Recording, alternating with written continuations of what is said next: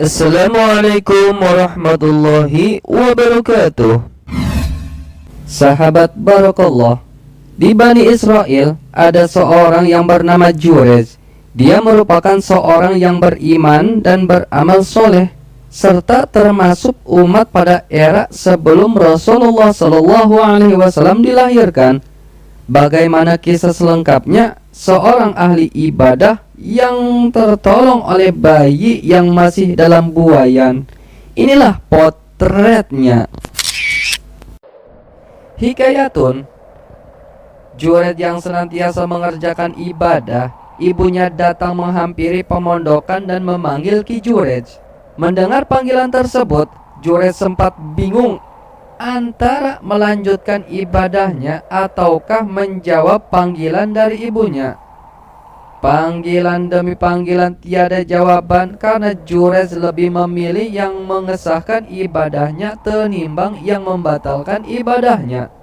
Timbullah rasa kesal dan menyesakan dada dan mengadu terhadap Allah Subhanahu wa taala. Ya Allah, janganlah engkau mewafatkan anakku sebelum engkau mempertemukannya dengan perempuan pezina. Pada hari berikutnya, datanglah seorang perempuan yang cantik dan bohai, dibayar untuk merayu keimanannya Ki Jurez. Dikarenakan si pembayar tersebut ingin menguji seberapa kuat ibadahnya Ki Jurez. Perlu diketahui, manusia hidup tak akan jauh dari 3 kriteria sosialisasi: disukai, dibenci, atau dianggap biasa-biasa saja. Perempuan pun mulai menghampiri Jurez dan merayunya, yang saat itu Ki Jurez dalam keadaan beribadah. Berbagai macam cara pun dilakukan supaya Jurez berpaling dari ibadahnya dan mau diajak berzina. Perasaan kesal menghampirinya karena tiada tanggapan dari Ki Jurez untuk merespon rayuannya. Perempuan tersebut kemudian pergi dan meninggalkan Ki Jurez dan memutuskan kembali ke rumahnya. Di tengah perjalanan, lewatlah seorang pemuda penggembala dan berpapasan dalam perjalanan. Tanpa berpikir panjang, wanita pun menghampiri penggembala tersebut yang berharap bisa membayar suatu kegagalan di mana saat merayu Ki Jurez. Seiring waktu berjalan, perempuan pun hamil dengan seorang penggembala. Wanita pun melaporkan pada siapa yang membayar dirinya dengan membawa bukti atas kehamilannya. Berita pun menyebar luas. Orang-orang lantas berkerumun dan mendatangi kediaman peribadatannya Ki Jurez. Peribadatan Ki Jurez pun dihancurkan. Warga yang brutal tak terkendali sehingga tampil salah satu di antara mereka yang meminta untuk bersabar dan meminta Ki Jurez untuk menjelaskan, apakah kamu bisa berdalih atas kejadian yang telah terjadi tentang kehamilan wanita di luar nikah.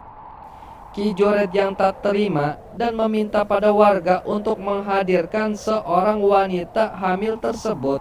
Warga pun menghadirkan sosok wanita yang telah berbadan 2. Ki Jurez pun bertanya pada wanita tersebut, dari mana kamu bisa berdalih bahwa kehamilanmu adalah perbuatanku?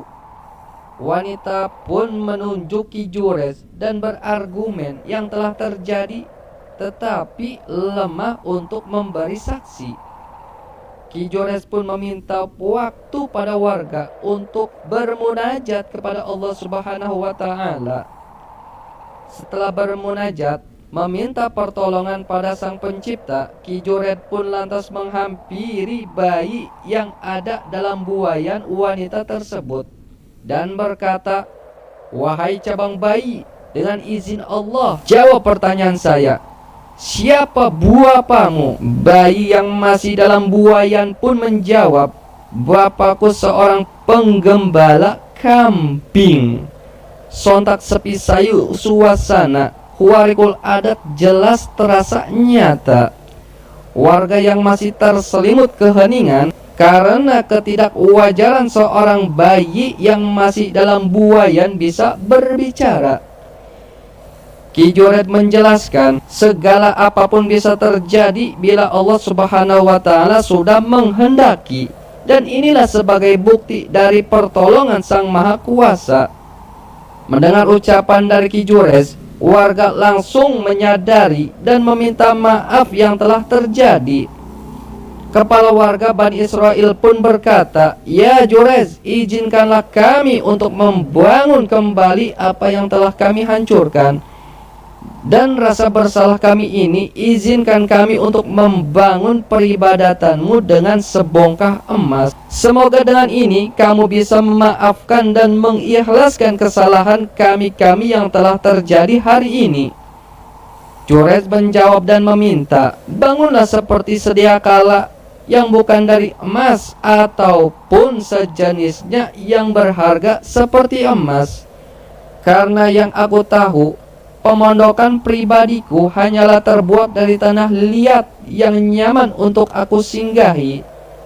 Dengan haru sukacita, warga pun menyetujui atas permintaan Ki Juret. Begitulah kisahnya. Semoga dengan kisah ini kita bisa mengambil hikmah dan pelajaran dari terdahulu, dan selalu berdoa semoga kita bisa menjaga atau meraksa segala ucapan dan perbuatan, karena segala ucapan dan perbuatan pasti memiliki konsekuensi yang akan menjadi catatan dan dipertanggungjawabkan, apakah dari sosialisasi sesama manusia atau kepenghambaan kita terhadap Sang Pencipta.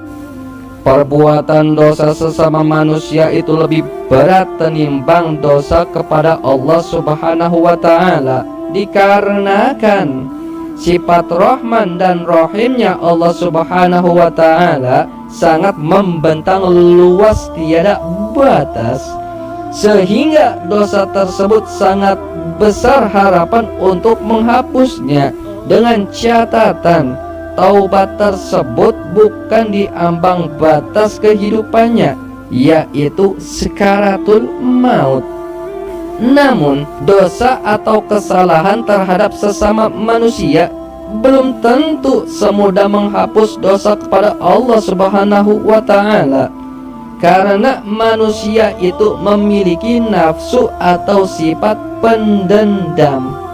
Menjaga lebih sukar tenimbang mendapatkan. La haula wala quwata illa billahil aliyil azim.